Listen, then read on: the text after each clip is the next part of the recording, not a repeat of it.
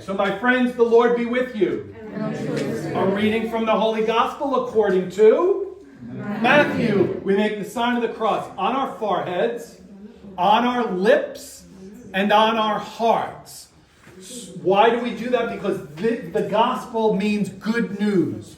So we want this good news that we're going to hear, we want to be mindful of it. We want it to affect the way we speak to each other. Right? The gospel should help us with the way we treat each other and speak to each other. And then we hope that the good news always dwells in our hearts, stays in our hearts forever, which is why we make the sign of the cross, forehead, lips, and heart. Okay. Jesus used this parable, this story, to teach the people. So kids, all I want you to tell me is something you heard in the story. Anything you hear in the story that you remember. Okay, here we go.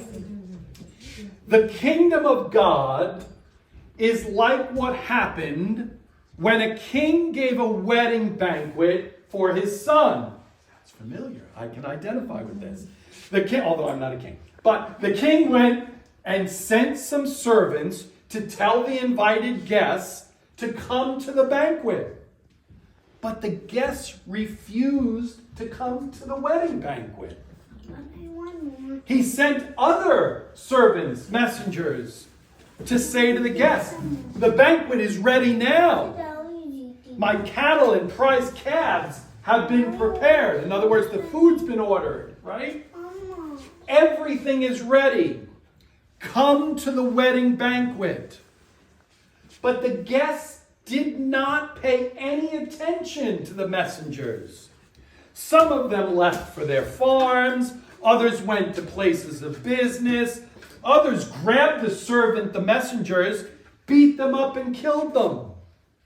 This made the king so upset that he sent an army to take care of those murderers and burn down their city. Then he said to the servants, it is time for the wedding banquet. It must go on. And the invited guests don't deserve to come any longer. Go out to the street corners. Go to everywhere you can find and bring in everyone that is willing to come, the good and the bad alike. And so the banquet room became filled with those guests. All right? The gospel of the Lord. Praise you, Lord. Awesome. All right. You're ready with your hands up. All right. Thank you, girls. Make it redeeming here. Ordinary time. Come on. And then how that makes this story different because they refuse to act that way. Does anyone know what the Israelites and the Jewish people are referred to? Like in the desert, they're then chosen, the chosen ones, right? They understood themselves that God chose their tribe, their gang, their family, if you will, right, to be with always.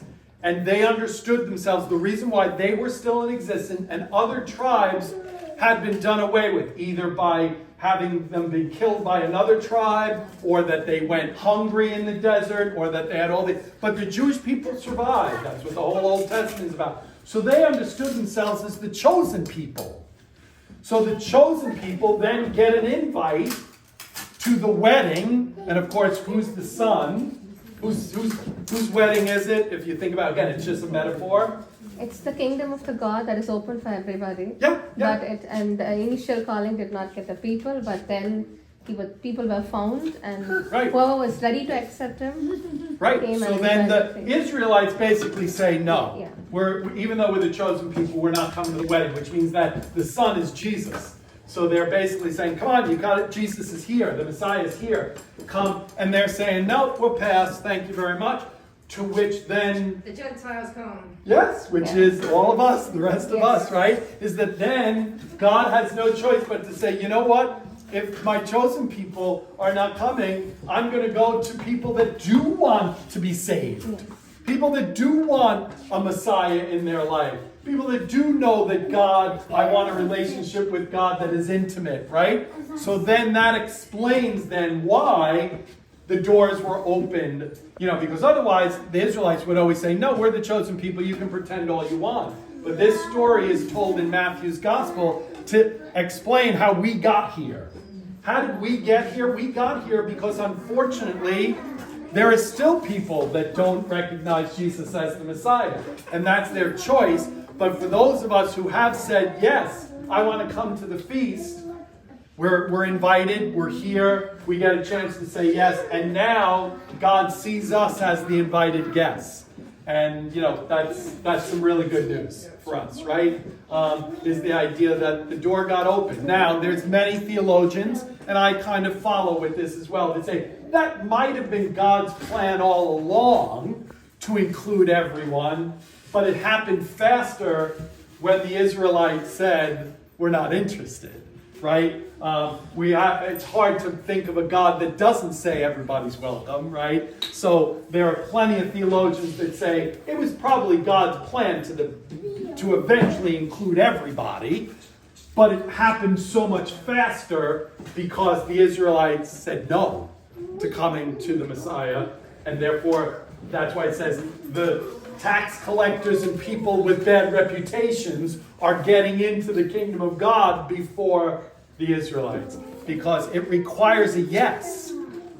It requires a I'm in. I don't know how I'm going to do this. I don't know how I'm going to follow the gospel message, but I'm in. Our yes is important. In John's gospel, they use the I believe is important, which is why we always say, do you believe in God the Father? I believe. Because when you believe something, you're more apt to find it. If you believe, if I say to you, there's $1,000 hidden in the church right now, there's going to be a group of you that say, I don't believe, I think he's lying. And there's other people going to say, like, you know what? He's crazy enough that he might have put $1,000 in that church. I'm going to check it out. And the only ones who will run the chance of finding the $1,000 are those who believe me. Now, you might get up and search the whole church and say, no, I searched the church, I don't believe anymore that it's there.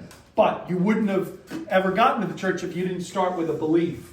You can't find something, you can't uncover something if you don't believe it's there. How many times have you looked for something, right? And they say, have you checked the other rooms? No, I didn't go in there. I'm not going to check that, right? Like sometimes people say, did you check all the bathrooms? And I say, I know it's not in the bathrooms, right? And then all of a sudden someone goes into the bathroom 2 days later and says, is this what you were looking for? And I'm like, oh, that's right. When I was going in that room, the toilet had a noise, so I went over to the toilet. So I didn't go to the bathroom, but I did go to attend to the toilet, right? And then I say, had I believed the person that it might have been in there, I would have looked and I would have found it sooner. That's why belief is so important. Do we believe that God is inviting us to be in that kind of a relationship, that closeness of being a wedding guest at someone's wedding? Do we believe that? And once we believe that, we stand a good chance of then finding a close relationship with God. But for the person that says, no, I don't need it, away it goes, right? Okay.